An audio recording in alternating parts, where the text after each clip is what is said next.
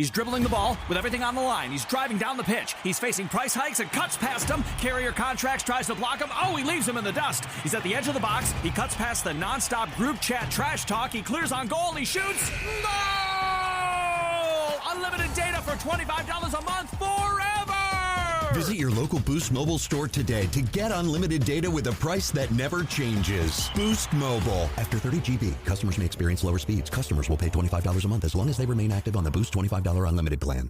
Introducing America's Workforce Academy, built by Meta. Paid training, a job, and a path to America's future. Because the future is for everyone. Learn more at meta.com/America's Workforce Academy. Avoiding your unfinished home projects because you're not sure where to start? Thumbtack knows homes, so you don't have to. Don't know the difference between matte paint finish and satin? Or what that clunking sound from your dryer is? With Thumbtack, you don't have to be a home pro. You just have to hire one. You can hire top-rated pros, see price estimates, and read reviews, all on the app. Download today. Why, hello there. Thank you for pressing play on the brand new Oldie Buddy Goodie episode. It's me, Sandro, and I've been told by our editor, Starkey, that I need to come on here and quickly say that Zach's microphone broke when we recorded this episode. It appears that the audio you will be hearing from my co-host, Zach Adams, is from his webcam microphone and not his actual microphone. This is a problem that is caused by Microsoft Teams and Microsoft Teams only. But it still sounds listenable, and the episode is very fun. And Ben Volchok's finally back on the show after about 2 years. Been trying to get him back on for a while, but we've been very busy because the current connections format does not really work for guests. Anyway, it's the start of my month too. Australian movies. Got some fun ones coming up. Enjoy the episode. That's all I have to say. Zach's microphone sounds a little bit weird, but it'll sound better next week. Don't worry about it. Bye. Last week, we watched Porco Rosso. This episode, we watched Return of Captain Invincible. The connection is veterans. They both fought in the wars. What? That was the connection? Yeah, I don't regret it. I mean, yeah, it's not a stretch.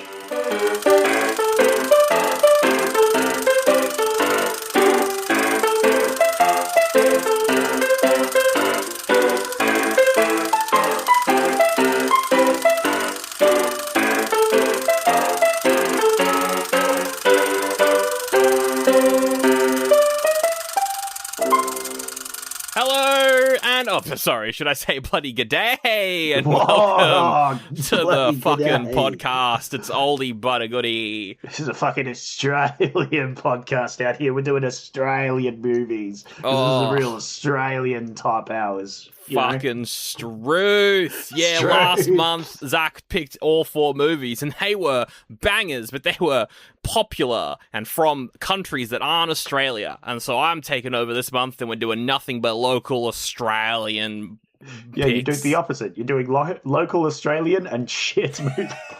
We're started off with The Return of Captain Invincible. My name is Sandro, and that larrikin over there is Zach.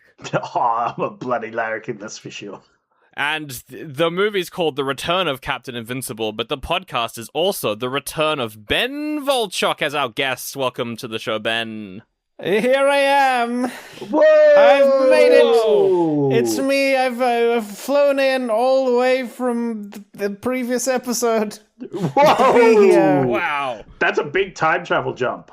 I hope that was Yeah, comfortable. when was the last time I was on here? What, 1912? Yeah. It was a while ago. It was a while ago. Well, because basically what happened is we changed the format and we can't plan episodes properly in advance, and also we record very late at night because of our jobs, so Ben wasn't able to make it on. Yeah, this is by a stroke of luck I'm here. Yeah. Fantastic. And you're here to talk about Return of Captain Invincible, but also, it's actually been 2 years since you've been on the show, almost to the date. So really, Ben, 2 years. A lot has happened for you in those 2 years. I would have said like a year, maybe. That's crazy. What? Tell me what's happened. I was in a coma, and then Zach was in a coma, and we didn't do any episodes. Yeah. Oh, yeah, you're right. Yeah, because the coma, he actually hasn't been on the podcast because we didn't actually... Oh, that's why I haven't been on the podcast, because I haven't been on a coma. Yeah. Yeah. Dude, I vaguely remember a dream about a British orphan, but I don't think that was anything. I don't think that is related to the podcast at all. How is that related to Ben? Isn't this a film podcast? I don't know what you're talking about. Yeah, I don't know. It sounds like it's some coked up fucking scripts right there. Speaking of coked up.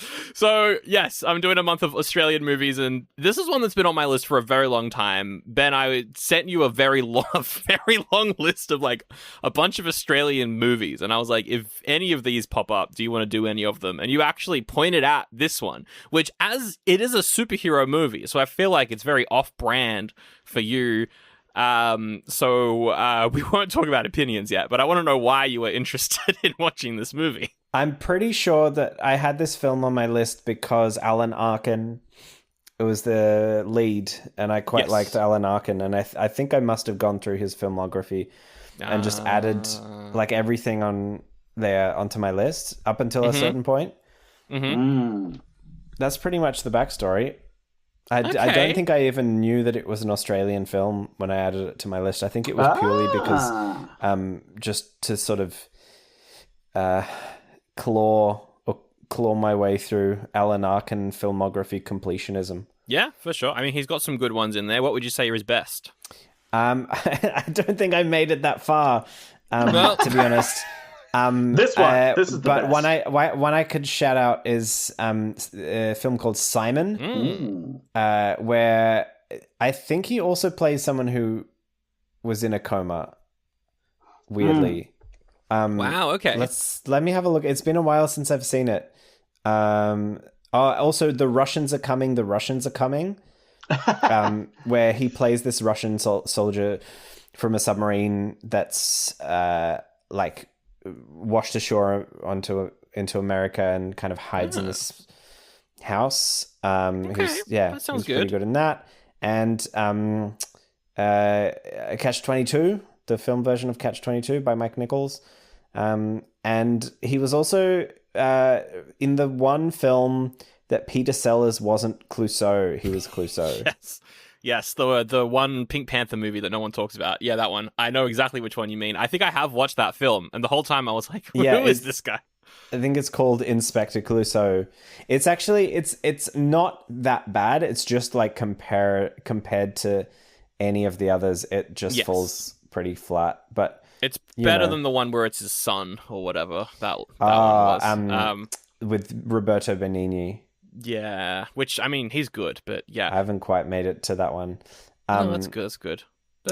He's not in a coma. I've looked up the film Simon. He thinks he's an alien. Yeah, he's made to believe that he's an alien. He's gaslit into thinking he's an alien. That sounds great. It's fun. It's a fun film. Well, you heard it here first. Ben is the biggest superhero fan. He loves superhero movies. It's his favorite thing. To be honest, I don't mind the idea of a superhero film. I think it's just their ubiquity in recent times. And by recent times, I mean like the past, I want to say 15 years. Yes. It's just nauseating, honestly. And the corporatization of it is, I used to really like Batman. I quite liked the first couple of Spider-Man films, but it just like, I think, after that, it became really uninteresting and bland and just a real meat grinder kind of. This is very fair phenomenon. So I've just completely turned off this. So yeah, no, that's fair enough. And theoretically, nothing about the idea of superheroes it turns me off. It's just the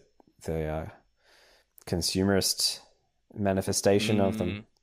Absolutely. I think that's why a movie like this needs to exist. Why? We'll talk about it in a second. Okay, I'll get everyone's first impressions, and we will do non-spoilers and then spoilers. But if you don't know, I feel like I have seen a lot of people who are very knowledgeable about Australian movies. No one I've talked to knows that this exists. So I feel like a very quick spoiler-free synopsis of this movie, because I don't think anyone's really heard of it, is there's a superhero. He's basically Captain America, but he's also Superman, and he's accused of communism. So he goes to Australia, and then he has to come back to fight Christopher Lee, and it's also a musical. It's basically the movie. Zach, what did you think of the Return of Captain Invincible? I got several thoughts, but first off, definitely better than Thor's arc in Infinity War, I'd say. Thor, Ben's talking about the homogeny of all these films and stuff, and all I can think of is they definitely stole the script from this movie to make those other ones, and it's just disgraceful, you know? That being said, I had a lot of fun with this. This movie was not what I was expecting going into it, I'll say. Okay. All right. Well, yeah, you mentioned it was a musical, but then I started watching it and I forgot it was a musical till they started singing. Yeah, they weirdly don't start singing until like a little bit later on. I mean, we can get into the blow by blow of it, but yeah, I also I don't think I knew it was a musical going in. So that definitely caught me off guard. It is a bit of a shock. When they just suddenly start singing? I'm like, oh right, yeah. Well, no, it was probably the second time that they started singing that I cottoned on. That's fair. The first time you're like, what is happening? The first time I was like, oh, okay, they're doing a song. The second time I'm like, oh wait, this is a musical. Yeah. Yeah, I agree with this. It's no High School Musical. However, I did like some of the songs. I had a good time as someone who has digested Marvel films up to probably last year, where I also kind of burnt out on them after Infinity War, because that was kind of like the end of the movies. And so the stuff afterwards didn't feel like I needed to watch them in any way, shape, or form. But I really enjoyed this. I thought it was fun. I have a lot of criticisms for it, but I also have a lot of positives for it. Okay. I just had a fun time. Also, Christopher Lee is in this, and he's great, and it's awesome. I loved it. He's there.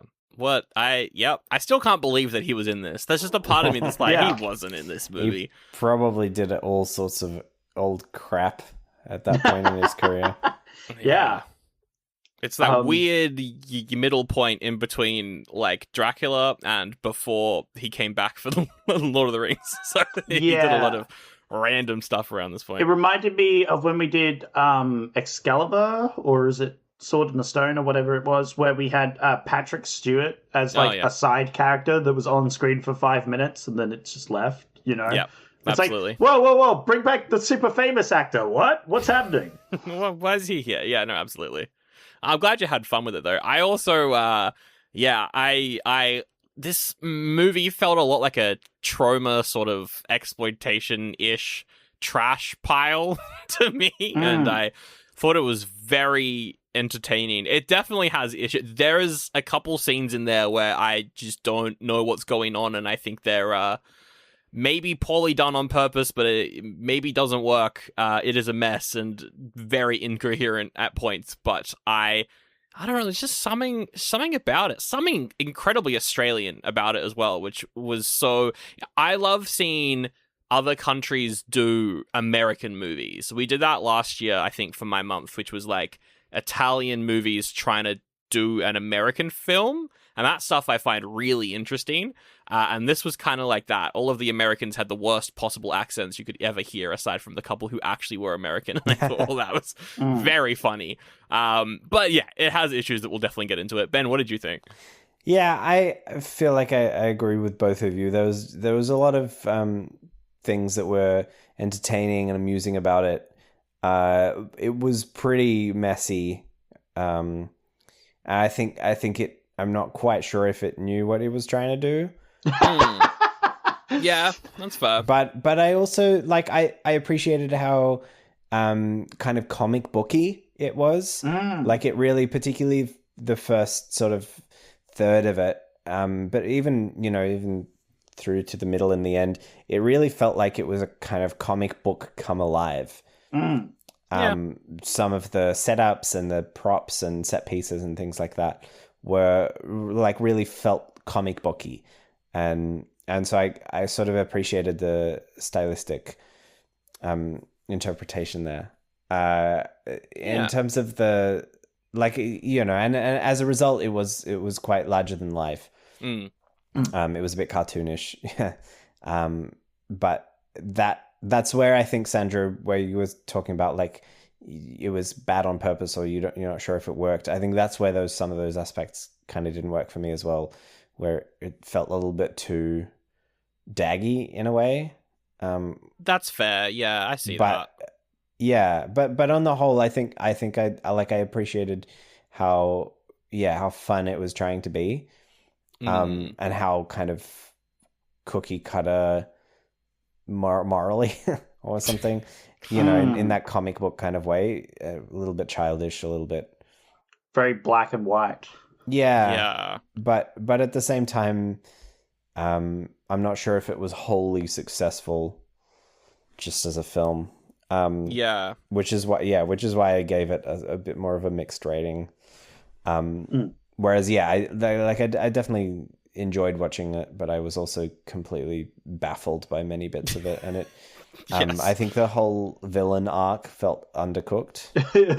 Yeah, I appreciate, and I don't feel like this is really spoilers, but you don't know what the bad guy's plan is until maybe the last still don't 10 know minutes. What the until it's being foiled at the end. Yeah.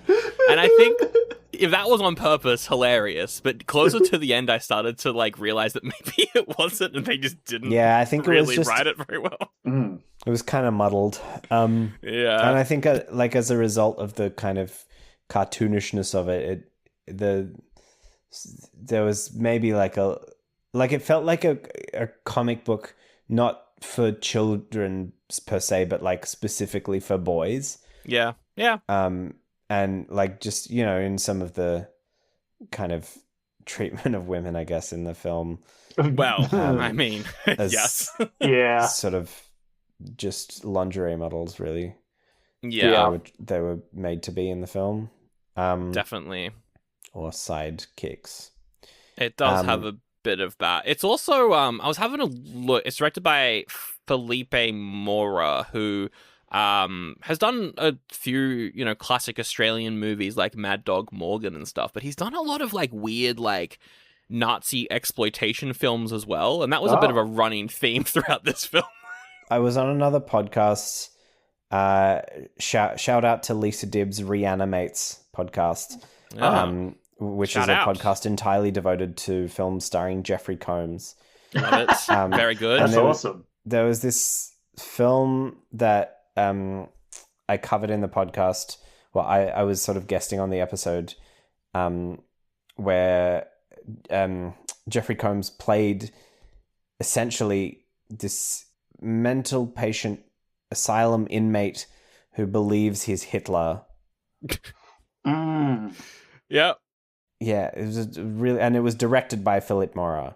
Okay. Oh, is that called Snide and Prejudice? Yeah, it's called Snide and Prejudice. I was trying to remember the name. Not a good film. Oh. Yeah. Okay. And to be honest, I didn't love Mad Dog Morgan. Yeah, I haven't seen it because I don't think it's one I would like either. Yeah, I don't know. It's meant to be a classic. I had a bad experience watching it. It was at the film festival and they played a DVD instead of the actual print. So that was kind of a bit shit. Yeah, definitely. But he's which kind of means that I don't think I've seen now 3 of his films and I don't think I've liked any of them. It happens. It happens, but I can say, Zach, you would have liked a lot of the movies made by the person who wrote this, Stephen E. DeSouza, who wrote Die Hard. He also wrote The Flintstones. He also wrote Lara Croft 2. That might be running out of good films. Commando, I haven't seen it, but I think it's good. Running Man. Yeah, it's written heaps you of lost stuff. me around Laura Croft, I think. But yeah, no, sounds good. Yeah, he's written a bunch of like big action films, and then also this, which is just very random. And that is like he is an American. The director is Australian, and a lot of the supporting cast in this are Australian as well. But I do want to say, and I'll ask both of you, is this Australian enough, though, to be considered an Australian movie? Yeah, I was wondering about that. It felt like Australia was kind of shoehorned into the plot as purely as like a tax break or something. Like, I mean, crucially, the production company is Australian. The producer is Australian. And the producer co-wrote the film. The director's Australian. Half the cast are Australian doing American accents. Yeah. It's written by a New Zealand guy and an English guy. The music, I mean, is written by the Rocky Horror Picture Show's people. So, you know, they're not Australian, but, you know, New Zealand is close enough, so I'll count it. It felt like they were trying to make an American movie, though, you know? Yeah. Well, they were trying to make a pastiche of an American movie.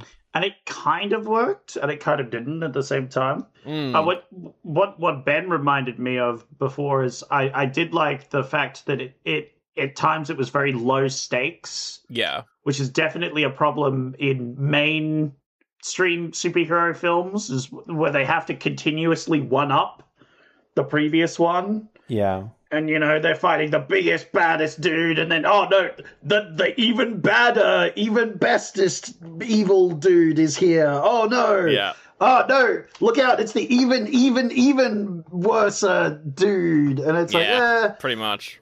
You know, sometimes you need to fight a few vacuum cleaners, all right? Sometimes, you know, we need just a bit of silliness happening, you know? He swings from the rafters instead of flying sometimes. And it's just like, he feels a bit more ground level, you know? And I appreciated that. Yeah, you know what? That's fair. It reminded me a lot of, it like was like a mixture of like Austin Powers, but if Monty Python were involved. Like, it just had a very absurd sense of humor, but also just so incredibly like Mike Myers childish as well. It's just a really interesting mix. I think the Australianness of it comes through in the kind of like at the time Australia was a bit more British in its sensibilities. Yeah, definitely. Yeah, I think could have lent more into the like British humor of absurdity, but also straight manning it as well, you know. I think it didn't lean hard enough for me. Yeah, I mean the humor of it was it was pretty goofy, pretty childish. It was more it was kind of absurd rather than like punny or silly. It was, I don't know. It was goofy to me. It was again cartoonish. Yes, definitely, yeah. Which I guess does kind of lean a little bit into like the trauma sense of humor as well. That Zach and I have checked out quite a few of their films outside of Toxic Avenger, and I feel like this works with like I mean, it wasn't good, but like Bloodhook, it's very childish. Oh yeah. But well, that's the thing. I feel like I wanted them to lean more into both aspects, both the silliness and the seriousness, to make more contrast. I feel like I would have enjoyed that more. In a lot of cases, it was just kind of in the middle of it. Wasn't sure whether it wanted to be serious or silly at the time. You know, I don't think it ever wanted to be really serious, but I think because the thing that it's parodying is so kind of self-serious. Yeah, I think that's where it began to be feel a bit more serious. Yeah, for sure. I get that. But I definitely still think, like, overall, I had a really good time, like, watching. It's definitely one of those movies that you can watch and have a very fun time with, and then if you try to think critically about it, you're like, that scene didn't work. Yeah, the moment I'm like, why was it a musical? I just think, what are they doing? It kind of felt a little bit like they're trying to force a cult hit. Like, whenever a movie makes itself a musical and you're like, okay, but why are you doing this? And there's definitely a few films that come to mind. The only answer is they know that this will probably become a cult hit, because they're like, but if it's if we just make a regular zombie movie, that's boring. But if we make it a zombie musical movie, people are gonna love it. Yeah, I don't know that they specifically thought that they were planning ahead with this one because the production company folded after 2 years after this film came out, even though it was a wildly successful production company, like in the years preceding. Oh wow! Well, decade preceding or whatever. Yeah, probably not. So I think they just wanted to make an interesting film or something like unique, and it failed. It definitely did not do very well, and at the time, people didn't like it. Even Terry Pratchett, he wrote a review saying it was bad, but he also had watched it a lot. And kind of I feel like the weirdly the film that this reminded me the most of was a film that was released around the same time, which was Little Shop of Horrors. Yes, it does feel a lot like that. Absolutely. There's a little bit which I may be misremembering. Did Richard O'Brien do the music for that as well? Or am I think I'm wrong with that one. I cannot remember off the top of my head. I think no, it was Alan Menken. Anyway, disregard. It did feel a bit like that, yeah. Yeah, there's something Little Shop of Horrors in that kind of like, again, larger than life, slightly cartoonish. The film was based on a musical that was based on the film. Yeah, there was the original movie, and then they made a stage version, and then they made the movie version of the stage show. Yeah, and so the film version of the stage play, this kind of reminds me, but it also kind of sort of reminds me a bit of the the Roger Corman film as well. It is a bit Roger Corman-y, this film. Yeah, I see that. I don't know, that kind of slightly schlocky. I do think in a weird way that the Return of Captain Invincible would make a decent stage musical. That would be great. Yeah, there was a scene, one of the songs, I think, when they're in, I think, one of the main characters' houses. I had a thought, and I think I actually wrote it down in my notes. I was like, I want to put this on stage. I think that it would be very funny to make this a stage show, especially considering that like his powers are ones that you could very easily do on stage as well, which we'll talk about. Totally, like, stage trickery. Yeah, completely. I mean, the songs are so boring and generic, and they say nothing, that I think it would make the perfect stage music. It would. I do like, I think, all of the songs, but I also think that they're not amazing. they're not great. They're a bit of fun though, but yeah. Someone clearly hasn't seen Shrek the musical, which is a masterpiece. No, I didn't think about a musical for this movie till you mentioned it now. I'm like, yeah, that would be awesome. I'd see that. That sounds great.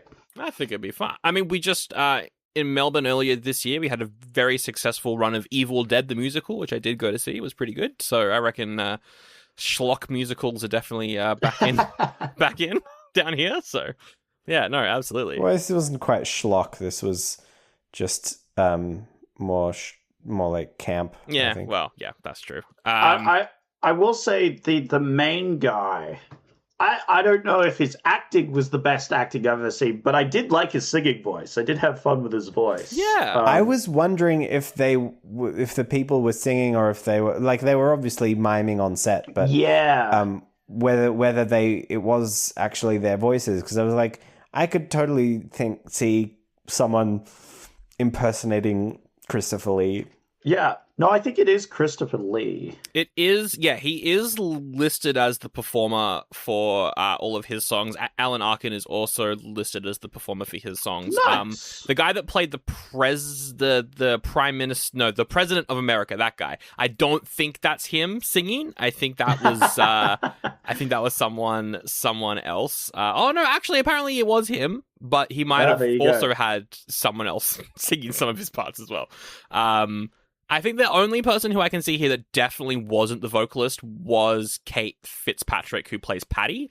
It was not her voice in her solo song. Yeah. But yeah. I'm trying to think if there's anything else really mentioned that's non-spoilery. There was a lot of guest actors. a lot of Australian guest act, like Graham Kennedy shows up for a scene to play the Prime Minister, and like Bill Hunter is in it, David Argue, just like a few well-known Australian actors showing up for like a scene or two. Yeah.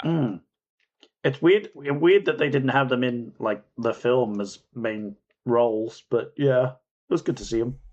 Well, I wonder if it was the same thing of like funding where, I mean, partly maybe it was just like they wanted an American to play the American lead, but maybe it was that they wanted some big names, like the, Road Games. Yeah, no, for sure. Had to have Stacey Keach and Jamie Lee Curtis in it as the two stars to make it a viable Australian film. Yeah, we reviewed one of those ages ago, Zach. I forget what it was, but it was like a Terminator ripoff, and Carrie Fisher was in it. And it was like the only reason it could get made is if she showed up for like 5 minutes at some point. That's funny. That happens all the time, man.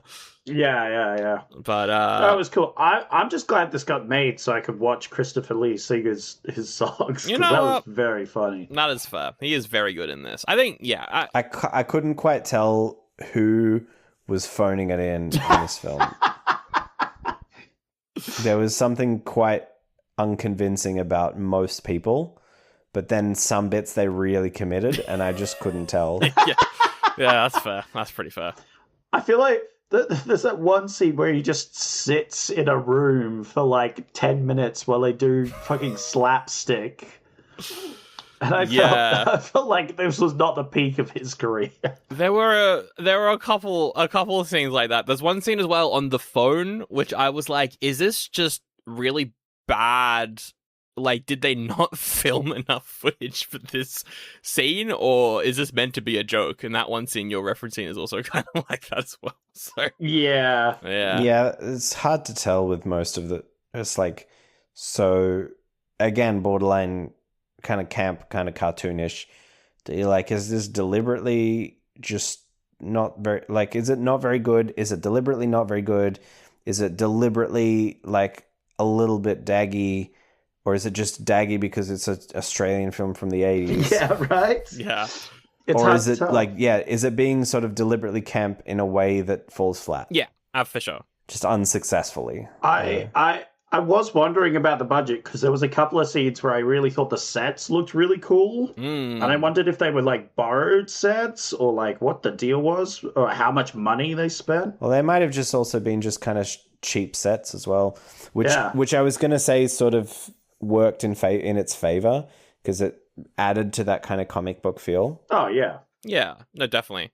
It looks like this film cost about approximately $7 million. So that is actually pretty expensive. Reasonable. For yeah. They had some really cool set. How much should it make? They made like $50,000 in Australia. I don't think it got That's sad. I don't think it really got a wide release at all. That is unfortunate. From what I can tell. Yeah, this was kind of one of the flops that led to the shutting down of this film. It was a distribution company, but it also then went into productions as well. Yeah.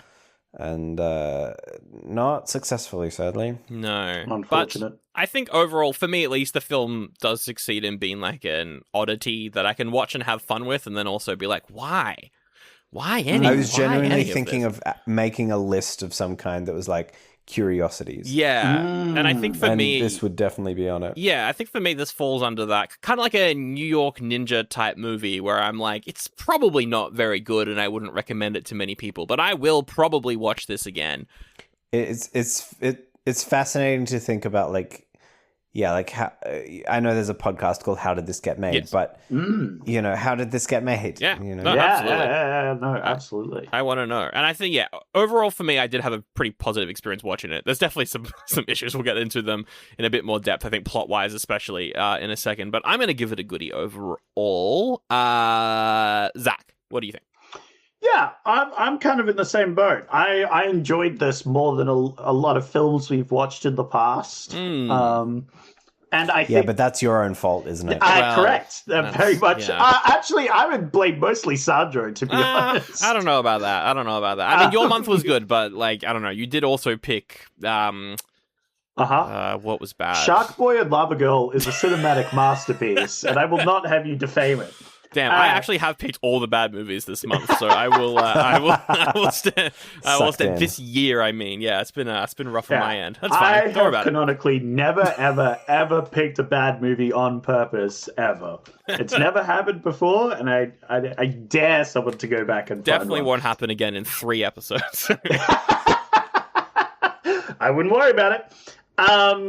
No, I also enjoyed this one a lot. I think the fact that I didn't know what to expect every scene, like every time it changed scene to something else, something happened that I wasn't really expecting. Yeah. Like, it kept me entertained and on my toes, and I was like, I'm having fun. This isn't a good film, but it's not a bad film either, you know? It's kind of in the middle. I was on the more positive side, though. I think the Christopher Lee singing, the main character singing, just the random singing in general was just like... I could just turn my brain off and be like, yep, they're singing now. That's happening in this film, you know? Yeah, pretty much, yeah. So I'll give it a goodie. Goodie. All right, 2 goodies. Ben, what are you going to give it?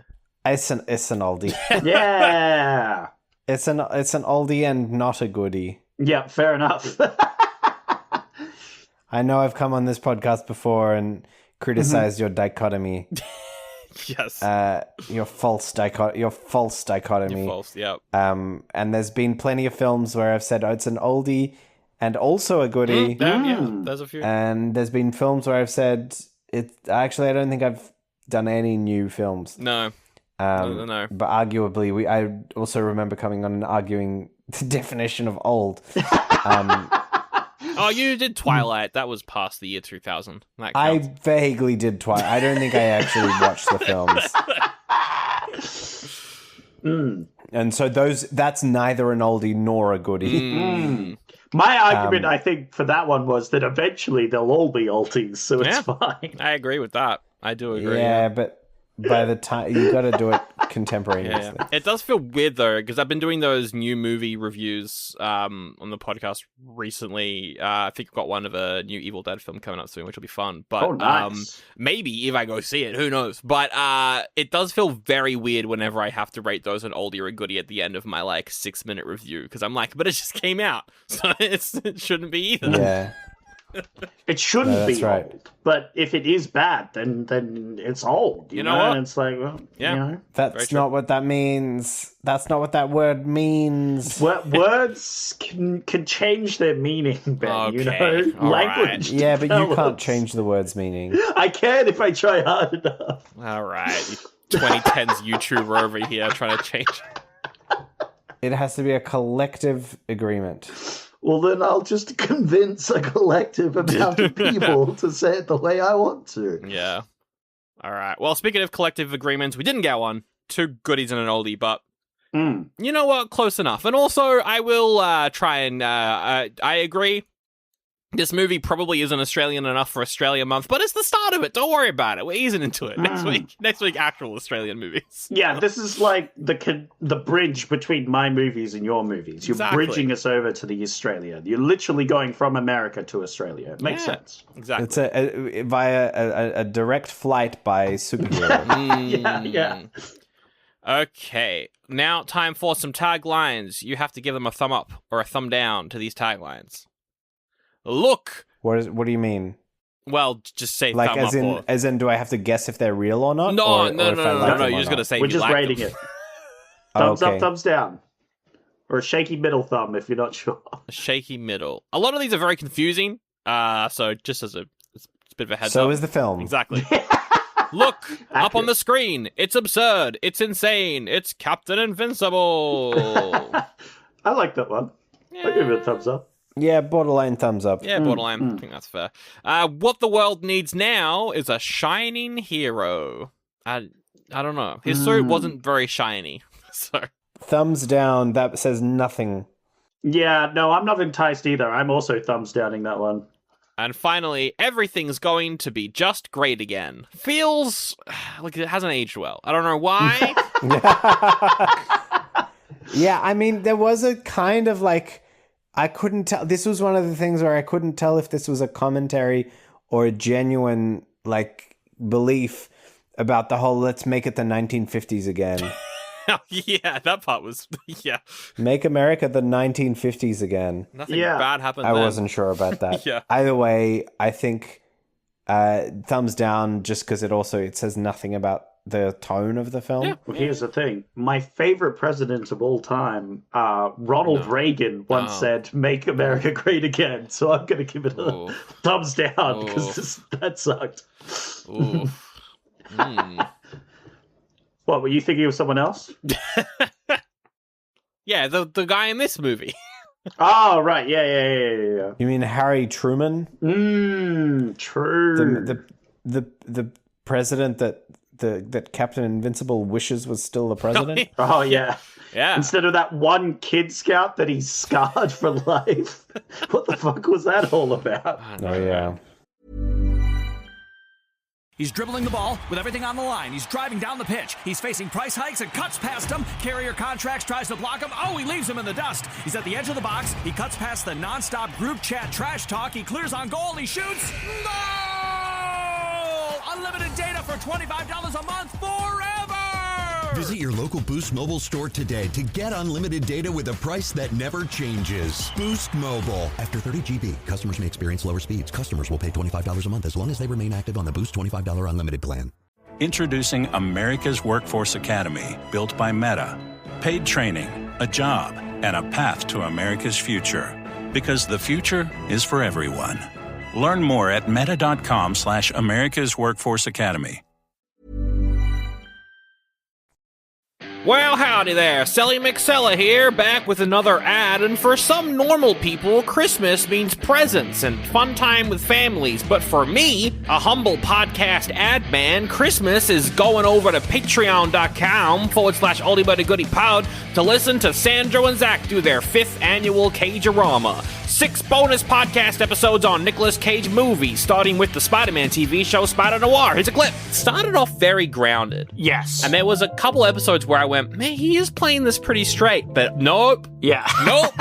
You have him pretending to be an actual spider, because his version of Spider-Man is he acts like a spider and then he had to relearn how to be a human. So he has like spider-like tendencies where his legs are like flicking around and shit. Yeah. I think that's a good interpretation of Spider-Man, right? Yeah. But it makes sense for his character because it's not, I got bitten by a radioactive spider and now I have Spider-Man powers. No. It's quite different because he gets bitten by an experimented on prisoner of war that has like a giant spider fucking body. I don't think I've ever said this before in one of these promos, but I was actually inspired to become a voiceover artist by watching Nicolas Cage movies. Something about the way he yelled made me really excited to just get on the microphone and go, yeehaw, I'm an American. Well, you can listen to the boys reviewing Spider Noir over at patreon.com/Oldie But a Goodie Pod. Get that bonus episode, get the rest of the season. It's going to be a fun one. You can also get ad-free episodes there as well. That's patreon.com/Oldie But a Goodie Pod. I'm not very good at doing an impression of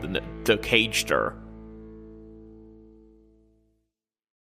Okay, spoilers. The movie opens with old-timey war footage, propaganda Oh my god, news. it's like 7 or 8 minutes of expository newsreel footage. It's so long. That shat me. It felt like I'm watching the extended version of Zack Snyder's Justice League. I'm like, can we you shot this 10 times. Just cut to the point. Oh, right. Yeah, what the fuck was going on? I thought, like, I got to a point about 5 minutes in, about maybe after the 3rd or 4th newsreel, where I was like, is this the entire film going to be told in the medium of a newsreel? The scene where they keep, like, zooming, like, they have a helicopter and they kept doing shots of him on the mountain. Oh, the opening credits. And it was going around crazy. I got motion sick. I was like, what the fuck is going on? Yeah, it's so weird because we go from like back to back like newsreels that, I mean, I enjoyed them, but there's too many of them. Explaining kind of like his character and setting up a bunch of different people. Again, I like them. Could have been maybe 4 minutes shorter. And then after that, we get the opening credits, which is just Alan Arkin screaming from a mountain while credits play. Yeah, New York! which was, again, entertaining for maybe a minute, and then just get going. Like they got a lot of footage, and then they just kept it all. I think they just used it all. I did want to point out something now that we're in spoiler section, and I didn't want to bring it up earlier. I didn't want to really put a downer on the podcast or anything early in the podcast. Yeah. We've got exploitation of women. Sure. We've got like some black and white stereotypical, hero protagonist and villainous villain. I'm just wondering, is this Australian anime? What? Would you with the bizarrest sort of humor in stuff? what sense? Well, Sandro doesn't like stereotypical anime. That's true. And I feel this had a lot of similarities between stereotypical I see. anime. You want to try and convince Sandro that it's a stereotypical anime so that he's sucked into liking an anime? Somewhat, in a way, yes, but also, would this be considered Australian anime? Australian anime? I don't know. Well, in what sense would it be considered at all anime? Yeah, it's not animated. Because it's kind of cartoony. You said it yourself. I think the thing is that not it's all cartoons are animes. It's not animated. No, but I'm saying, is this one? I merely posed a question. I'm going to say no because it's not actually animated. Yeah. Fair cop. You know what? I'm going to have to agree with you on that. If you were to say, is Siggy Butt Brain Australian anime, then I would have maybe considered it. But I just wanted to pose a question. We can move on. Look, it was a good question. I after doing Porco Rosso previously, I do appreciate it. But no, it's not. It's not. No, it's not. Okay. Moving on. But there was some good stuff, I think, in the newsreels. I like just the one where he's in court because the American government is like, you're a communist because your cape is red, and also you call yourself a captain, but you never served in the military. All this stuff. That was funny, which was pretty good. He's also fined for wearing underwear in public or whatever. Hell yeah. Yeah, it was kind of like that newsreel in particular did feel like it was the most pointed in terms of its satire. Yes. But it was funny the very first one where it was like Prohibition era or whatever, and he was busting up the gangsters. Yes. One of whom was Christopher Lee. Yes. Yeah, I did wonder. It was like, oh yes, our eyewitness cameras are here, and it's like, why are your cameras in this gangster den? Yeah, and he's posing for photos while he's beating them all up as well, which is pretty funny, I guess. Yeah, I mean that would be realistic if you're invincible. You're just kind of there for the fun. You don't need to worry about. No, but the cameras aren't invincible. Well, that's true. That's true.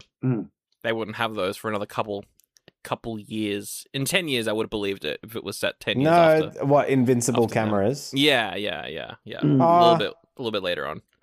I don't know. He used his magnetic powers to put them there, I think. Oh, yeah, that's what happened. Maybe. Yeah. I know a lot of people in the reviews were comparing this to Incredibles. Okay. And yeah, which we mentioned before. Yeah, exactly. Which I wanted to bring up here because the whole courtroom scene where it's well, that's true. Superheroes are actually bad. It has very direct parallels with that. When after which I think the movie's similarities sort of die off. Yeah. But that whole getting rid of the superhero thing, I was like, yeah, I see it. I see that. Yeah, I see it as a mixture of Captain America because he's fighting in wars and stuff, and then also maybe a little bit of Incredibles in there. Sure, yeah. Why not? I want to mention though. Now they're in spoilers. His suit did confuse me pretty much immediately. Oh yeah, what with the shoulder, the claw the shoulder things. What? He's got bird claws on his shoulders, and he does wear a bird helmet at one point. Oh yeah, the bird thing. Is he meant to be the American Eagle? Is that what it is? Or I had no clue what this was. Yeah, that was strange. Choice. And it was a weird kind of dull gray. Yeah. Like I got the like he's got blues and red sort of thing on his suit. I'm like, yeah, you're going for the American look, but yeah, he just had some weird aspects. Like, yeah, he only wore the helmet sometimes, and they never mentioned it, and it just randomly kind of showed up in scenes. Yes. And I was like, why does he have a helmet? Is it just for the shows? Is it just for the like? Is it just while he's flying? No, maybe. Yeah. Does it help him fly? I mean, it might. And the catchphrases to make his abilities turn on was so odd. Yeah. That is like when you're watching like a superhero movie back when they were written by people who never read comics or like all the original Superman films. It's very much like that where I'm like, that's not a thing that anyone ever did in superhero I mean, maybe comics. that like up and away, did that make Superman fly? I don't know. No, it's just what he says when he's in front of cameras and he goes to fly. It reminded me of the Tick series. Oh, yes. Yeah, I'm a huge fan of. Yeah, of course. The original cartoon, like, animated show, I was a big fan of as a kid. Yeah. And in that one, and in other media, Tick screams, "Spoon!" before everything. It's his catchphrase, right? Yeah. But it doesn't actually do anything. There's like specifically a thing where he's like, I need a battle cry because other people do battle cries. Yeah. I like this word. That's a funny word. I'm going to use that from now on. And that's it. That's the whole explanation. This has somehow less explanation than that. It does, yeah. And makes less sense. I mean, to be fair, it did, like, I feel like the only reason that it was there was so that you could have the scenes where he mixed them up. Well, yeah, for sure. Yeah, that's true. But that was it. It was a bit odd. And I think just kind of adds to the overall of the film. So, I mean, maybe it was successful there. Look, maybe it was, again, a commentary on how ridiculous superheroes are. Nothing makes sense, and they're just magically... like, the backstory where like, he was created because aliens watched his parents having sex. Yes.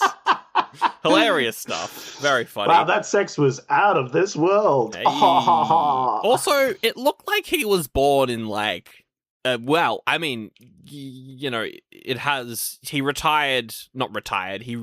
escaped to Australia in like the end of World War II, and then it's now the 80s and he hasn't aged a day, so he very clearly ages quite slowly. But it was implied that he was also immortal or something, because Christopher Lee was talking about how he's always been an alcoholic. It was, you remember that? It was like talking about sharing a brandy with Napoleon or something. Cognac. He was like, oh yeah, you had a cognac with Napoleon. Wait, Napoleon? Whoa. So I'm like, well, but hang on, but the parents looked like they were having sex in like the 50s. Yeah. Yeah, no, because the spaceship like flies past the White House. Yes. So how old is the White House as a building? But we see, I mean, that's true. But we also see the scene where he's given birth, and like the outfits of the doctors and even the dad is very like, I don't know, like the Abraham Lincoln days, like quite a bit older as well. I don't know. It is bizarre. What's also bizarre is, okay, so we get him screaming from the thing, and then immediately after that we cut to a bunch of dog poop being dropped out of dog houses, and then Christopher Lee goes, excellent, Operation Canine Feces is complete. And I was like, what is going on in this movie? Okay, Napoleon would have been 23 when the White House was built. Oh. So, you know what? I'll forgive this movie, all right? Sure. The timeline checks out. The White House would have been freshly built when the alien ship flew by. So it all makes sense. Let's talk about Christopher Lee's plan, though. So he plays... Wait a minute, but then how old would Captain Invincible have been when he's like in his 20s when he's drinking with Napoleon, who's in his 40s, okay. right? But if he's in his 20s, wouldn't he look like he's still like a toddler, though? Because he seems to age slowly? Well, maybe he like grows into adulthood and then just stays in adulthood. You know what I mean? Grows normally up to adulthood and then he just kind of sits around that age. Yeah, I don't think we should think too much more closely at this. No, I think we should think more into this. This does feel like a Superman sort of thing where you're like, yeah, he grew up normally, but now he can't die and he's going to live forever and look like this forever. It's like, oh, yeah, okay. Right. What's going on here? Maybe that's what they were trying to copy. Maybe. Yeah. When is this? The 80s? They probably established that in Superman at this point. But anyway, okay, so Christopher Lee plays Sauron. I mean, no, he plays Mr. Midnight, who is a supervillain. And his plan... Ben, what did you think his plan was? What is his evil scheme? His evil scheme was to lure all minorities into a series of islands that he's built. Yes. And then blow them up to commit a genocide on non-whites. And it's very, you don't know what he's doing. I would even argue that, like, we don't know he's going to blow them up until the very end of the film. I actually thought he was just, like, exploiting people to make money. Yeah. Yeah. I thought that's what he was doing. And then selling them houses... I thought at the end there he like blew up houses. The edges so that he would like send the islands with the minorities out into the ocean, just like send them away, like haha, you're floating off. Maybe it was that. I don't know. But then there were also a bunch of submarines as well. Yeah, I don't know what with the submarines the things that were like exploding the islands though. Oh, maybe. Yeah. Ooh, maybe. It's also very odd because he has a miniature version of what he's planning to do, and when he blows up part of the miniature, we see in real life it's blowing up, but then it seems that never happened in real life, though, because then Captain Invincible destroys all the submarines, and everyone's like, it's all fine. So I'm like, I'm not sure, because it did feel like they did show scenes of bombs going off in real life. Yeah, but maybe that was just in Christopher Lee's head. He was like, and this is what's going to happen now that I've won. No, I think it did happen, but no one was hurt. I don't know. Okay. Yeah, maybe. I think the island thing happened, but the submarine blowing up a city didn't happen, and he was able to save he was able to blow up the submarines before they could blow up a city or something. Yeah, something like that. It was very unclear and very weird. Like, what is this? An evil plan for ants? Like, come on, you know? It's also very, his plan is to ethnically cleanse New York, I guess. Which, basically. Mean, it's never set up that like, we see him in the Prohibition flashback, but it's like, was Mr. Midnight a Nazi? He sings in German, so... I thought he was a maybe gangster. He was a Nazi. Maybe. Ah. And that's why Captain Invincible doesn't like him or whatever. We did see there was like one scene with Nazis in it to be like, this is the time, you know. Oh, there was a scene with Hitler. It was also in it kind of implied in a similar way that Captain Invincible was really old, that Mr. Midnight was also like a kind of archetype. There was a song about it, wasn't there? There's like he was basically like the kind of human embodiment of evil. So does that mean that then at the end of the movie, spoilers, at the end of the movie, Captain Invincible throws a globe on him and he maybe dies? Does that mean that he did die, or is he just incapacitated for like a day? Because I don't know. Maybe they were hoping to set up a sequel, The Return of Mr. Midnight. Oh, The Return of Captain Invincible actually. 2, The Return of Mr. Midnight. It's a great title for a movie. Yeah. The return of Captain Invincible, the return of Mr. Midnight. Yes. I did like that song though. The song about Mr. Midnight, where he's got all these women around him in like leather bikinis, and then Captain Invincible is singing on a train, looking right into the camera for some reason. Mr. Midnight. I like that one as well. It was pretty funny. A lot of the songs in this, I think, are pretty funny. Maybe not the bullshit song. That one confused me. So basically... What? Was that a song? The first half of that was not a song. That was just the guy going bullshit, shit, bullshit, bullshit, shit, shit, bullshit, shit, bullshit, bullshit. That's pretty much the whole song. He was doing it to the rhythm, to a particular rhythm. It was so bad. That was what a song for the American president to sing. Yeah, because Captain Midnight has stolen a bunch of hypno rays that he's using to convince people to buy his properties. And so, which made sense. I was with you, Ben. I was like, yeah, all right. He's exploiting people for their money. Yeah. That's a classic villain. Like, that makes sense. But in a real supervillain move, he was doing that, but also wanting to commit ethnic cleansing. Yes. Whoa, he is the embodiment of evil. My God. It felt more like a Bond movie at that point than a superhero. He does feel like a Bond villain as well. Yeah. Well, he was a Bond villain. Oh, yeah, true. Which I like. He is yes. The man with the golden gun. Scaramanga. And I really like his performance as a villain. He is good. Yeah. He's got the voice. He's got for a it, presence. Yeah. That's why partly I was like, is he phoning it in? Like, he could just sit and appear to be a supervillain. Yeah.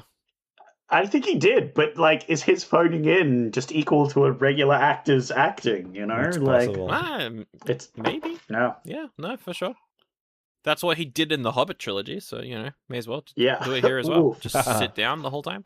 Okay, so because all the hypno rays were stolen, the president's like, we'll get Captain Invincible. He's in Australia. Some cops find him. The Sydney cops, and they have a base inside the Sydney Opera House where they're teaching Captain Invincible his powers again. That's still there to this day. Oh, is it? Right. Everyone knows. Yeah. I've been to the Sydney Opera House. I can tell you, it's actually the Captain just a Invincible chamber. Yeah. They did a tour. I was like, wow, this guy. How old is this guy? That's crazy. I genuinely liked how the I'm gonna keep getting them mixed up because it's technically an Australian movie. The president is like, we need to get in Captain Invincible, and that's purely because he met Captain Invincible at a camp when he was a kid, which is pretty funny. But all of the other Americans are like, why don't we just nuke the bad guy? Well, because they don't know it's the bad guy yet. They think it's the Russians. Oh, that's right. True. They do think it's the Russians. Yes, Cold War times.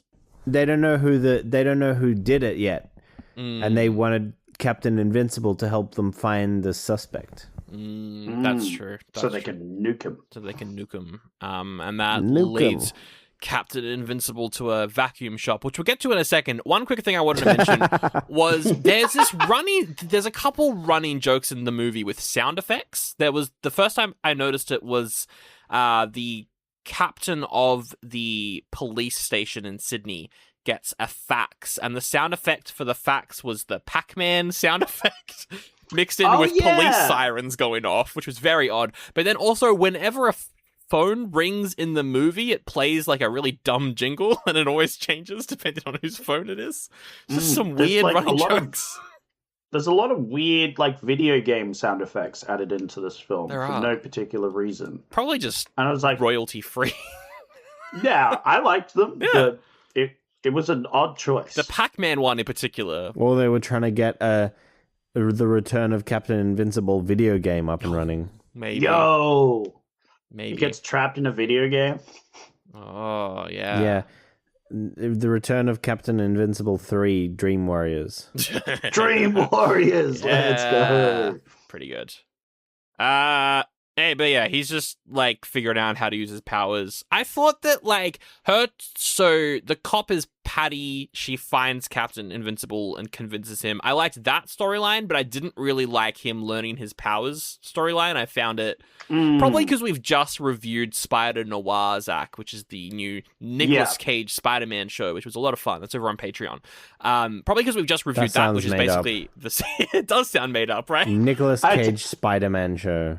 They're all made up, actually. None of these are based on real life. I mean. Some of them are made up and then actually put into existence. That's true. That's true. Like Spider-Man Noir. But I think because that was him being like, I'm coming out of retirement, and I'm like, we've just watched this though, and I'm watching Daredevil right now. It's the same thing again.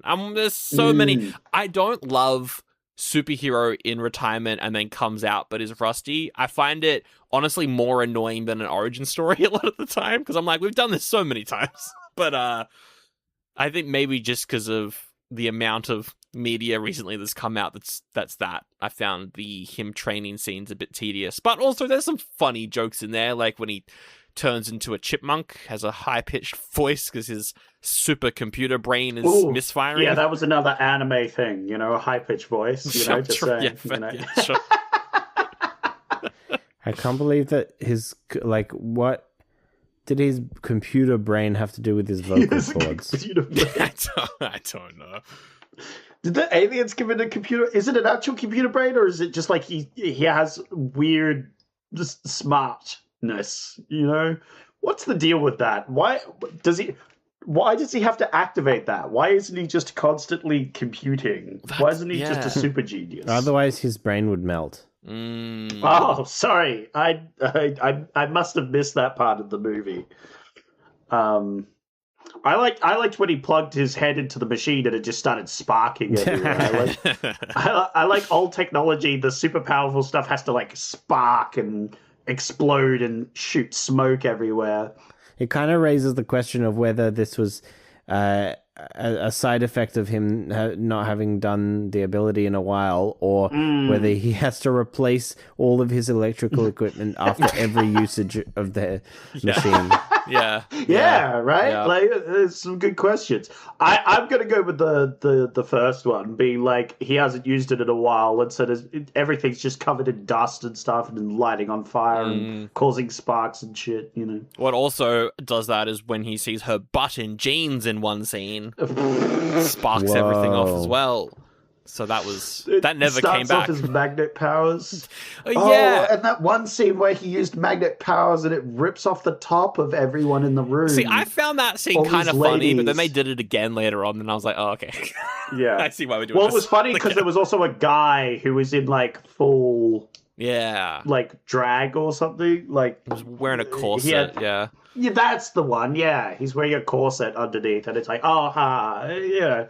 there's some humor there. It's not the worst joke I've ever seen, but then they did it again later, and I was like, oh, okay, you're just using this as an excuse so every single woman in the movie appears in a bit, in just bras. It's vital for the plot, Sandro. Some point. Just like an anime, it's vital for the plot. For all the women. You're not going to convince us this is an anime, Zach. I was trying to do anything. I was just pointing out it's very similar to that sort of thing. Yeah. Back to Christopher Lee. He's got a weird dark crystal creature in his lair that is never... It's mentioned that he's a pre-human at some point, I think, maybe? Yeah, he existed before time, apparently. He existed before the Big Definitely Bang. Napoleon. Oh, that's Napoleon. That makes sense. There's also the running... It's not even a joke, but the running theme of him, he has a slug and he feeds it to a frog, then the frog goes to a snake, then the snake goes to a vulture, then he eats the vulture. Showing that they were really, he was really cruel as a person, or was this part of another one of his plans alongside the weird monkey man? Monkey man. Yeah, the monkey man, the dog feces, that never comes back either. So who knows what his plans are. I feel like this is when you grow your own garden out the back and you eat food you've made, it tastes better almost because you've put the time and effort into making it. I feel like it's the same logic as to him feeding this to this to this to this for him doing the Mother Hubbard situation where he feeds a whole food chain so he can eat it. I think that's one of his things, Yeah. Let's talk about they go to the vacuum cleaner shop, and then all the vacuum cleaners come alive, so they have to fight the vacuum cleaners. They're sucking up all the air. I'm going to be honest, I don't understand how you can do that even remotely. I don't think my vacuum has a snake setting. Oh, yours doesn't? Oh, I'm always wrestling with the snake setting on my one. It keeps going off, I'm just trying to clean up the house, and then suddenly I'm battling for my life with my vacuum cleaner. Fighting it, yeah. It was That's why I choke you out. That's why I carry a gun around when I'm cleaning, just in case I have to shoot the vacuum cleaner.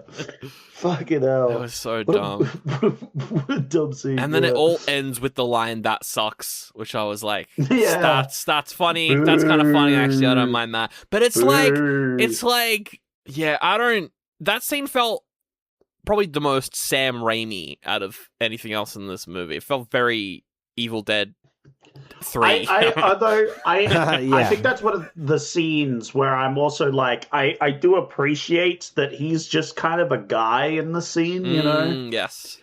That he's more relatable as a hero. I would also struggle if several vacuum cleaners tried to attack me all at once, I can relate to him as a hero. Enough trouble with one vacuum cleaner. Trying to clean the whole house. Yeah. It was because he hasn't quite gotten all of his powers just yet. Yeah. So this is probably the first scene where he's kind of faced with trying to figure them out. Yeah. And see how they go. Just to jump ahead a bit, he's also still trying to figure them out come the second scene with the henchman. But still. Yeah.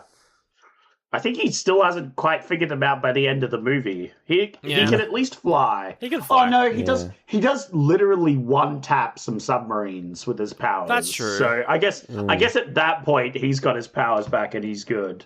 Yeah, just the sort of stitching them together in one coherent move. Yes, definitely. Okay, he heads off to New York City at this point. We get the scene in the deli where they go into a random deli, and then it's part of Mr. Midnight's plan. And now, this felt very Troma. Yeah, this absolutely. felt like a sure. This could have been a scene in a Troma movie. If you had told me it was a scene, I would have believed you, right? There was something very Australian about it, though, when it turned into a food fight. I don't know why, but Australians love food fights in movies. And so when they start throwing food at each other. Food fight also felt a little bit Benny Hill for some reason. Yeah, definitely. There's multiple times where I think the Benny Hill theme could have played during this movie, and I wouldn't have blinked an eye. The fact that they have this food fight with these people, like the main person they're talking with, like pulls out a fish that's a gun, fish gun, and starts. He doesn't shoot at them; he just shoots in their direction, shooting bottles. Everything's exploding. Yeah. Another guy pulls out like a missile launcher out of like a cake on the countertop or something. Yeah. They're just having and then it just devolves into a food fight until a guy gets hit and then knocked into like a slicing machine. Oh yeah, he gets his head sliced off. Yes. Well, they're not gonna. Weirdly, this was only the vacuum and this. They were times when there were like multiple people attacking him at once, and then when he gets to the lair, they're like, it's that trope of they're like lining up to fight him. Yes. Yeah. Well, I think the lair minions hadn't fought someone in like 40 years or something, because they did not seem competent at all. They seemed very unconfident. That's true. And were also screaming like monkeys. I don't know what was happening. One of them was an actual monkey. One of them was a monkey. Oh, that explains why there was a monkey sound. I didn't see the monkey, so I was like... No wonder you didn't see the guy, like the monkey man who was sitting and having dinner with... Well, I saw him there. Was he there? I didn't see... I saw the guy with the big bin lids, and I thought he was screaming like a monkey. I was like, what the fuck is going on? I didn't notice that. All I was paying attention to was the doctor guy who sticks a needle into a computer and kills himself. Accidentally. Blows up because he's syringed an electronic device. Yeah. So embarrassing. We've all been there. All been there. Yeah, real relatable. Going back to the food fight, I liked how he throws the symbol of pi. I thought that was funny. I laughed a lot at that. I thought that was good. But anyway. I don't know if it was meant to be pi or whether it was meant to be a Hebrew letter. Oh, maybe it was. That's fair. I thought it was pie because they were throwing pies around, right? Oh, yeah, of course. And it was, it was yes, a pie it was fight. a clever joke. So yeah, then obviously, Yeah. oh my god. and he knows Albert Einstein, right? He's good friends, so he knows his math. Close personal friend. does. Okay, he goes down into Mr. Midnight's lair. There's a bunch of pits that he falls into. When he's done with them, he says, "Well, that was the pits," and I was fucking hell, man. That joke made me laugh as well. He can fly. He can fly. Why does he keep falling because he into was these? still struggling with flying at that point. I guess, yeah, that's Even true. this late into the game, he was still struggling with flying. Bro's still struggling with alcoholism, apparently. Yeah. Yeah, we get this big scene where Mr. Midnight's like, I've won because look at all this alcohol I have. Now I'm going to sing a song about all of the alcohol. Your special weakness is addiction. It's his kryptonite. And I mean, it is very Lex Luthor to be like, I've got all your kryptonite right here. Yes, I mean, that's very true. I also did really like the joke, though, where, and this is the part where it definitely felt like Australians making fun of Americans, which is he's about to drink, I think he's about to drink petrol. I don't even know, but he's about to drink something that will take his powers out or something. And Patty is or dull him or something. Yeah, and Patty is in the head of the Empire, not the Empire State, of the Statue of Liberty, which is where his home is, supposedly. And she gets onto the radio and she plays a song that he's been waiting to hear on the radio for so long, and it's God Bless America. And then she starts crying, and I was like, you're Australian. Like, what are you? Yeah. What are you doing? This means nothing to you. It was just reactivated their love. I found that hilarious. How it's like, God bless America. that was a part where I was like, oh, I think we're making fun of Americans with this part, but I hope so. Yeah, it's very dumb. I was feeling patriotic. I don't know about you guys. Yeah, there's nothing really, like, everything else is America. Like, he's really patriotic about America, but there's nothing really else kind of American about much of it. Mm-hmm. Like, or Australian, really. It's just him who's wants America to come back. Yes, for sure, yeah. He picks up a globe and kills Mr. Midnight and then blows up submarines. Not just a regular globe, it's a giant globe. Let me be clear, it's like a boulder-sized globe. Well, that's fair. It still didn't look heavy enough to kill Chris. I mean, he was reasonably old at this point, I guess. He was probably in his, maybe like his 60s, so... Well, no, because he's thousands of years old, right? Of course. He's 60,000. That's true. That's true. Don't forget, he's also an ancient being or something. The embodiment of evil, maybe. Yeah. Yeah, unclear. I just thought I like the song about the alcohol. I thought that was a pretty fun moment, I guess. That song in particular was very Rocky Horror Show. Yes. I think a lot of the songs in this try to do different genres. There's like a country song, there's a rock song, and that one was definitely like the big sci-fi musical. When was the scene where the Flight of the Valkyries was playing? Oh, that was around this point. And then the butler was shagging the woman, and then the weird The monkey man? monkey man was shagging and Christopher Lee was just sitting at a table for like 15 minutes of filming. That's just before Captain Invincible comes to the lair. Right, yeah. I don't know what that was meant to represent. Is it them waiting? It was a weird scene. It was just kind of a comedic scene, I think. Yeah, but, I feel like it's just like evil lair stuff. Yeah. Oh, and there was one other scene that I forgot to mention, which was Captain Invincible is on the phone to, is it the president? And it felt like they didn't write the scene because neither of them are saying anything that lines up to what the other one says. And half the time you can't even hear the other party. And then it just like cuts between perspectives and they're having two different conversations. It was very, very weird. And I could not tell if that was on purpose or just poorly done. Not sure, but that was another weird one, like the time lapse, which I was like, why are we doing this? The same could be said about most of the film, really. I mean, that's yeah. true.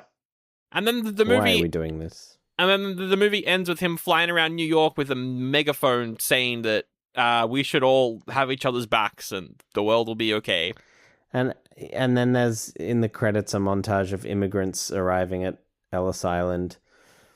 and then Captain Invincible going, yeah.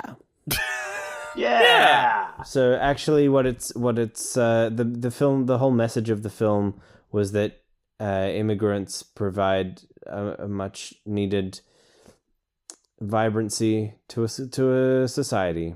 Absolutely. And how could you give that an oldie? I mean, that's true. Mm-hmm. And that part makes this movie incredibly Australian, I think. Very multicultural country, I guess. I don't know.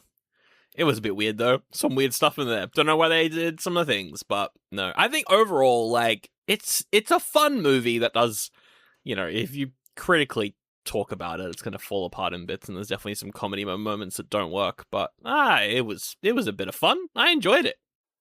Yeah.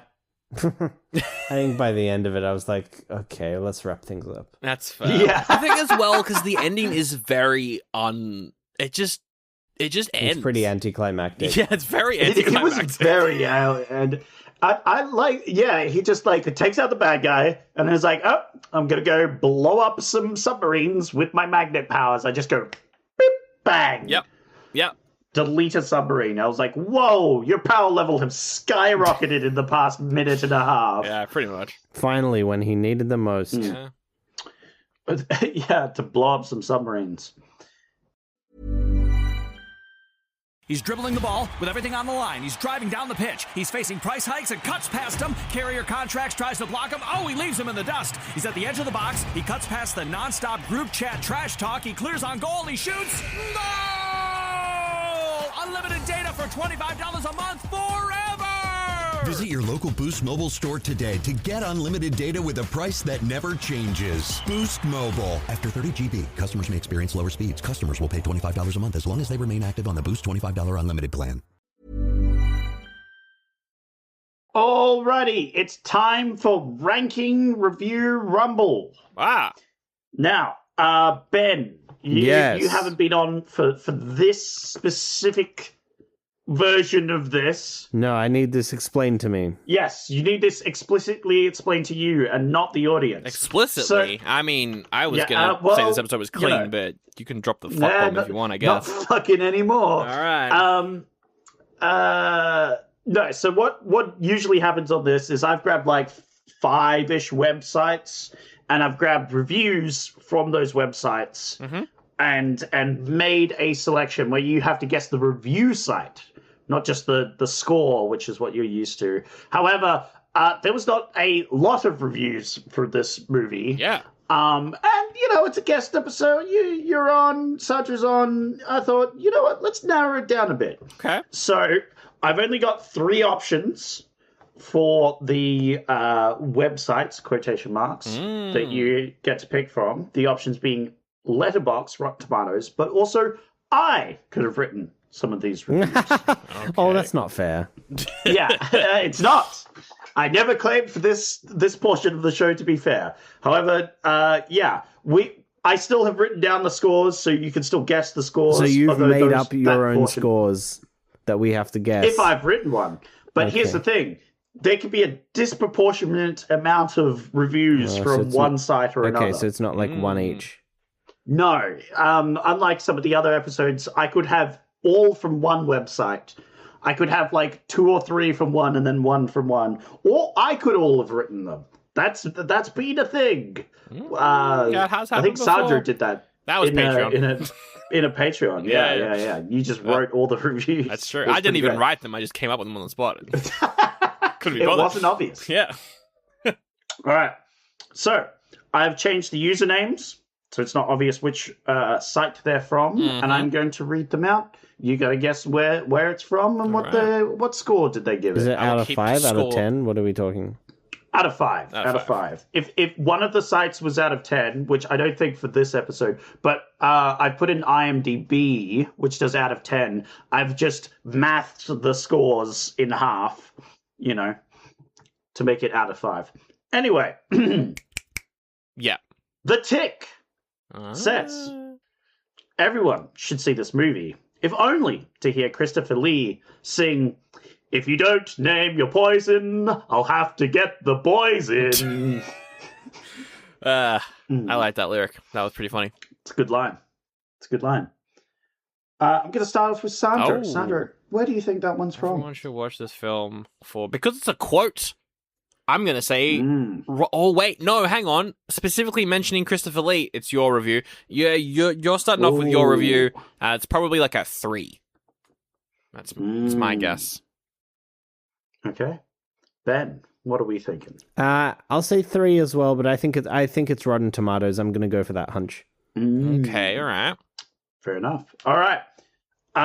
Well, Ben is correct, and that is from Rotten Tomatoes. Followed your That's a gut, point Sandro. for Ben. Okay. Yeah. It was 5 out of 5. Oh, they wow. really enjoyed Christopher Lee singing. Who wrote it?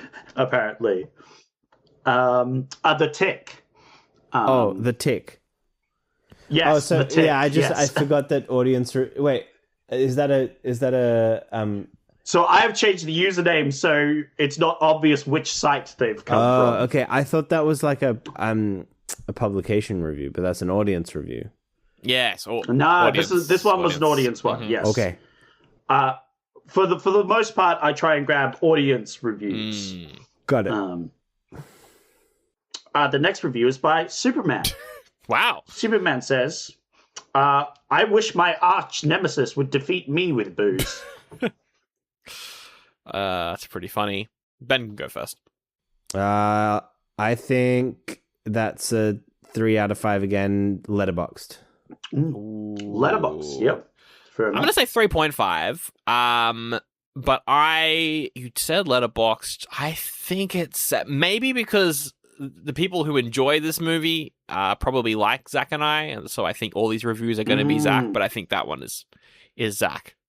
So I'll say that again. You also think this one is Zach. Yeah. That one didn't work last time, Sandro. It might work this time. But also you've changed the score, because you guessed I rated it 3 last time, but now you're guessing it's 3.5. I'm just going to keep going up every time I guess you.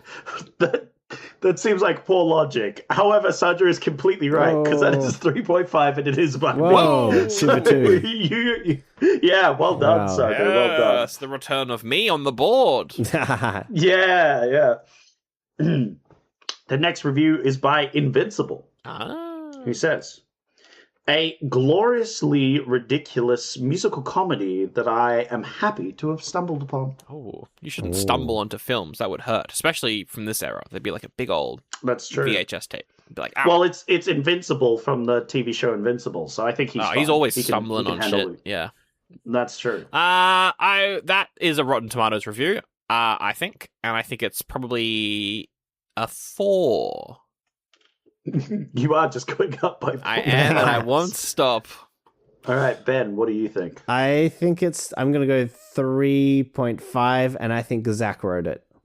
Oh, Okay. A good call.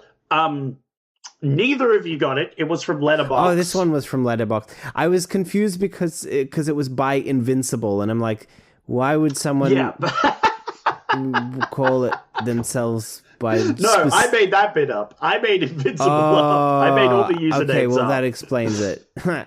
Yeah. That's why you thought it was me. Yeah. No, genuinely it was. Yeah. But you did get the score right, Ben. Hey. It was 3.5, so you got that one. So well done. The next review is by Mr. Incredible. And let me state... So hang on. So you're making up the username. names, just to confirm. Yeah, you did mention that, and I for some reason forgot that. Yeah. The names are not important. So I'll be clear. Mr. Incredible from The Incredibles did not actually write this review. No, but I thought that was their username. Yeah. No, see. That's fair enough. Okay. That's fair enough. Yeah. No, I've changed it for the sake of their privacy and security. You know, I wouldn't want Mr. Knight to take out his revenge on them or something. Yeah, fair. Very disappointing. It seems to be written straight, but acted and directed as a farce. Who? Okay. Mr. Incredible. All right. I just stated. He's the one that said Okay. this. I'm going to say 2 stars Letterboxd. Ooh, bold choice. Yeah. You know what? Yeah. I like it. I'm going to go 1 star. I know that I should go 4.5, but I'm going to go 1 star. I agree with Letterboxd, though, because kids are dumb. and Yeah. kids are on Letterboxd and Kids. say shit like that all the time. This movie, Yeah, but it's kind of true. I mean, yeah. Well, this is very funny to me because it's by Rotten Tomatoes. Wow. It's on Rotten Tomatoes, unfortunately. But it was 4.5. Oh, what? So if you'd actually stuck with your thing, you would have gotten it Oh right. yeah, Sandro. it's been going up by goodness. 0.5. But they said it was very disappointing. Yeah, it was clearly a negative review. I think they just That's a accidentally good gave red it a high herring. rating. Yeah. It was. threw us And off. Sandro would have got the Oh, my right goodness if he had me. just kept the thing. That's ridiculous. That's very funny. And this is why you always stick with the bit, folks. Correct. All right. The last review is by Christopher Lee, who I will have to stress was not written by Christopher Yeah, Lee. he's And dead. it was not He written by died. someone whose username is Christopher Lee. No. Which says, I haven't used that this is account what- in a very long time, so he didn't. Yeah. he didn't do that. They say, this is what Denethor sees in the Planeteer that makes him lose all hope. Oh, Lord of the Rings. Is that a Lord of the Rings thing? Okay. I believe it's a reference to the guy in Gondor who goes crazy and then Gandalf has to kill him. Oh. Yeah. Who goes first on this one? I don't remember.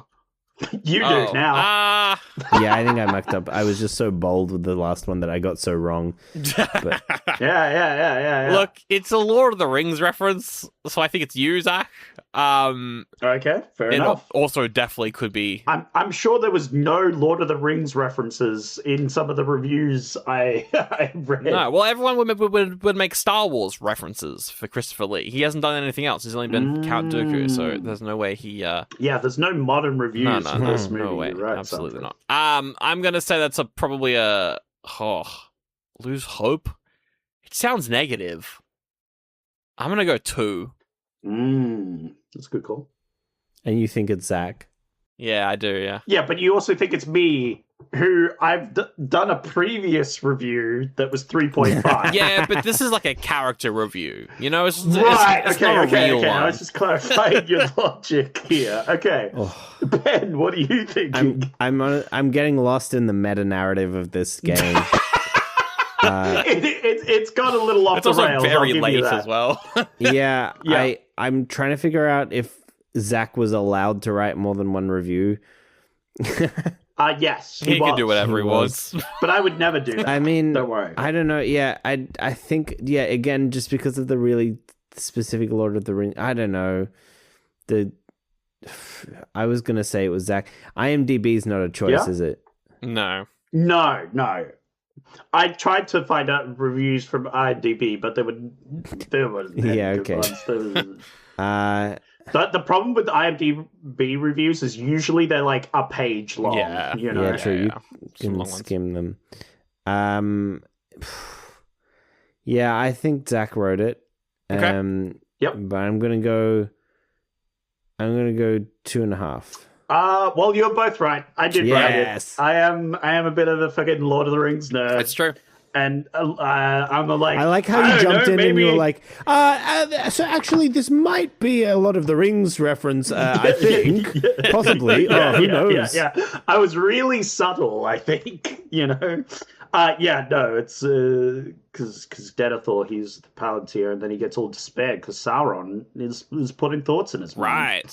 Right. It's a clever reference if you get it. Anyway, I have rated it 3.5, Oh my God. like my previous review. I was obviously, gonna 'cause say it's that. me. God, you should have. But then but then the talk about how Zach wasn't actually writing them. Zach was writing them as if they were someone else. I was like, well, surely he wouldn't put them as the same. I have done that before, to be True, you fair, have, so actually. I'm guilty as We have done charged. that before, yeah. But I was closer. That is true, so I'll give you the point, which means I believe you're the winner. Yes! Ben is the Yes. winner. Well done. My evil plan finally came to fruition. And because you won, you can not do an ethnic cleanse because that's a bad thing. But you could plug your socials and any projects. Oh, great! and all that Because stuff. you definitely weren't going to let me do that if I didn't win. No, Yep. absolutely. Yep, you had to win for that. So you can follow me on. I'm mostly active on Instagram these days, but I'm also on Twitter and Facebook. I am doing some clown workshops coming up, more like facilitating some jams and doing some exercises. So if you fancy coming and checking out some clown workshops, you can check out We Did Good Productions on Instagram. I'm going to be doing 3 Fridays in July. The last 3 Fridays in July. That's in Melbourne. So come check that out. That's the main stuff I've got going on at the moment. Awesome. Sounds good. Sweet. Links in the episode description. If you want to check out our stuff, you can. We're on all the things. Instagram, whatever. You can leave a review on Apple Podcasts, Spotify. Drop a comment on the YouTubes. Come see my show, William Shakespeare, Reservoir Dogs. I'm doing a show. Come watch Zach Rose from last week. He's there, and he's in Rob and things. And the links are in there. It's in August. Sounds good. Sounds awesome. Also, patreon.com/OldieBuddyGoodie. If you got money lying around and you want to spend it, I guess. Ad-free episodes. That's a really long URL. That's true. That's why the link's in the thing. Patreon.com/OldieBuddyGoodie podcast. And we got money. Right. Okay. Oh my god, this Ben guy's pretty funny. We should get him on the podcast. Holy shit. This guy's pretty good. All of our bonus episodes are there. We're doing another season of Nicolas Cage's Cage-rama. Started it with Spider Noir. Next is Red Rock West, which I've never seen before. It looks fun. Have you seen that one, Ben? Yeah, I've seen it. It's not bad. Yeah, nice. Is that the one where he's with Dennis Hopper? Yeah, I think so. Yeah. Yeah. It's all right. Excellent. I'm looking forward to that not one. So great, but it's all right. That'll be fun. I think not great, but it's all right. It's perfect for the Cage-rama, Zach, I think. Excellent. Yeah. Look, I'm looking forward to it because I like the look of it. I think I'll like the vibe. Yeah, I think that's one you recommended, so I'm looking forward to that. Yep, that's why I'm excited for it. You can also go to Patreon and just join up for free. If you don't have any money, and that's fine. We won't judge you.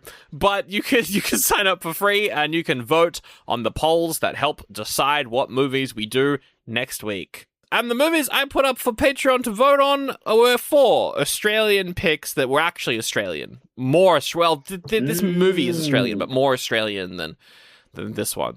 I think most things would be more Australian. I think I've seen American movies that were more Australian than this one. That's fair. Okay, I have 4 films up there. I'll speed through them. One of the options was Howling 3, The Marsupials, which is a sequel to a werewolf movie, except that one's set in the outback. So is that one also directed by Philip Mora? That was my connection, yes. Same director. I think he also directed The Howling 2, which looks like complete shit. But this one's apparently a little bit better. There was a movie called Sons of Steel, which is another musical. But that one's Terminator, except he's going back in time to stop the Sydney Opera House from blowing up. Yo! Is that the one that Carrie Fisher's in? No, that's not the one Carrie Fisher's in. There's a different Terminator ripoff that Carrie Fisher's in. I genuinely cannot remember what the name of the Carrie Fisher one was. It was like the time. I don't know. I don't remember. It's in our episodes though. You have to go back a couple years, but it's in there. Carrie Fisher, the Time Guardian. Time Guardian. The Time Guardian. That's the one, and everyone think it looked like the Bionicles, the Lego Bionicle. Oh, Dean Stockwell's in it as well. Yeah, that sounds awesome. Zach, you've watched it. It was awesome. I think we gave it a goodie. I don't really remember. That's so many episodes ago. Who knows? 12% score on Rotten Tomatoes. Well, that sounds about right. My connection for Sons of Steel, though, was the Sydney Opera House, because that's the plot points in both. I also had The Coca-Cola Kid, which is about this American marketing guy comes to Australia to sell Coca-Cola, but we have our own or something. We're like, get out of here. We don't want Coca-Cola. My connection was Coca-Cola appears in Captain Invincible as well. So I just use that as the connection. That's really tenuous. I think that's the only one I don't want to win. That one was a weird film I've had on my list for a while as like an oddity that I want to watch. Have you heard of that one, Ben? Vaguely. It looks very weird. And then my 4th option was Wolf Creek. That's the popular one, which is the Australian slasher. He's an Aussie. He's gonna kill ya. And my connection for that one was Secret Identities, because in Captain Invincible, He's in Australia. No one knows he's Captain Invincible. It's a bit of a secret identity. And in Wolf Creek, he seems like he's just a regular Aussie bloke, but then he's actually a serial killer. So that's a secret identity there as well. Not. I don't think that's a stretch. I think that works. Certainly less of a stretch than Coca-Cola's in the movie. Honestly, that's one of the better stretches we've had. Unfortunately. I'm all for a tenuous connection between two films. One of Sandro's connection was there's a dog. That's true. And there wasn't a dog. That's true. It wasn't a dog. It was a weird pixie creature thing. No, it looked like a dog. So, I would hope at least that the object that he's referencing does exist in the film. So, Yeah. Ben, out of all those, what one would you watch out of those four? I mean, probably Wolf Creek. Okay, all right. That's the one that I've been meaning to watch for a while. I haven't seen it yet. Okay. So yeah, probably that one.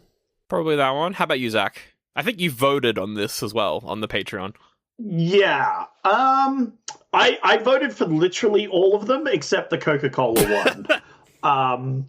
Because I don't know, I was like Coca-Cola corporate. You know, that's fair. I don't like the idea of it, although it is like anti-Coca-Cola Maybe. in it, so maybe it'd be alright. It's also apparently an erotic rom-com at moments as well. It looks very odd. It looks like a very odd film. You're not selling it on Maybe No, I know. for me. I'm not gonna lie. Maybe the other tenuous connection is that it's an odd film. True. That could work. It's a bit of an objective. Maybe one person out there thinks that neither film is odd, and therefore the connection I don't think would work. I could just... Yeah, you need something a bit more tangible. Yeah. You could just say, they're both old. That'll work. I'm sure Ben has no issues with that. All right. Well, the Patrons have spoken, and the winner is the one that Ben wanted to watch, Wolf Creek. But Ben won't be here next week, so we'll just watch it. Or will I? Oh! Whoa! I mean, you could be. We don't have a guest lined up. Double Ben. Double Ben. Whoa! That would be great. great. An excuse to finally watch Wolf Creek. I mean, nothing's stopping Ben from just going and watching it without being on the podcast. I could just watch Wolf Creek. That's true. I could follow along. Yeah, you could just watch it. He could just watch it. And then he could just also be online at 9:30 next Monday when we're recording and join the episode. True. Nothing we could do to stop him. So, well, that's true. Is it the same link for the... for the Teams call? This is getting very meta, but no. I think it... Well, actually, I think it would be. Actually. It could be, yeah. I might hop on for a second, just in the middle of it and go, aha, I heard you were looking for me. No, we'll be like, Ben, what did you think of Wolf Creek? And you'd be like, it was fine. And then... Yeah, I'll be like, neither an oldie nor a goodie. That's good for our format. That's very binary. Fantastic. Yeah. I don't know. It'll be interesting. Maybe I will watch it. Who knows? Maybe. And if you do you're welcome to join, I guess. Hey, you know what, Sandro? Do you know what I can guarantee? What? I'll watch it, all right? Well, that's good.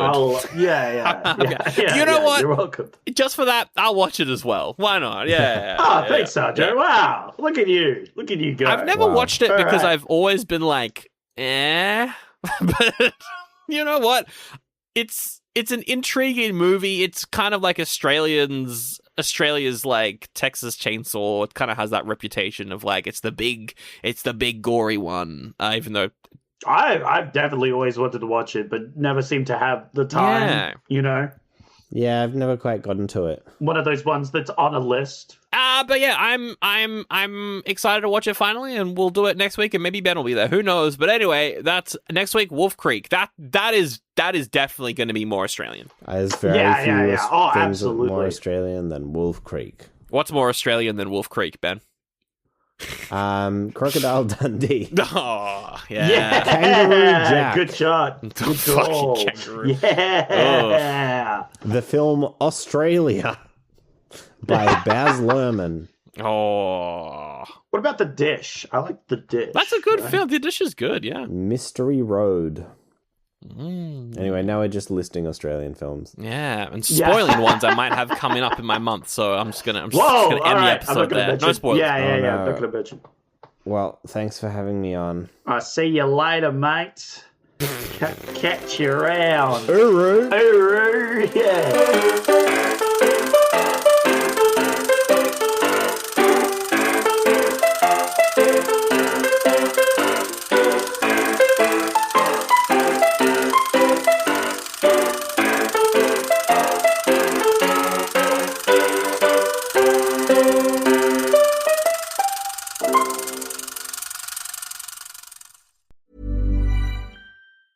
He's dribbling the ball with everything on the line. He's driving down the pitch. He's facing price hikes and cuts past him. Carrier contracts, tries to block him. Oh, he leaves him in the dust. He's at the edge of the box. He cuts past the nonstop group chat trash talk. He clears on goal. He shoots. Goal! Unlimited data for $25 a month forever! Visit your local Boost Mobile store today to get unlimited data with a price that never changes. Boost Mobile. After 30 GB, customers may experience lower speeds. Customers will pay $25 a month as long as they remain active on the Boost $25 unlimited plan. At Amica Insurance, we know it's not just about where you're going, but who you go with. That's why we work even harder to protect what matters most. And as a mutual insurance company, we're built for our customers and prioritize your needs. Amica. Empathy is our best policy. Visit amica.com and get a quote today.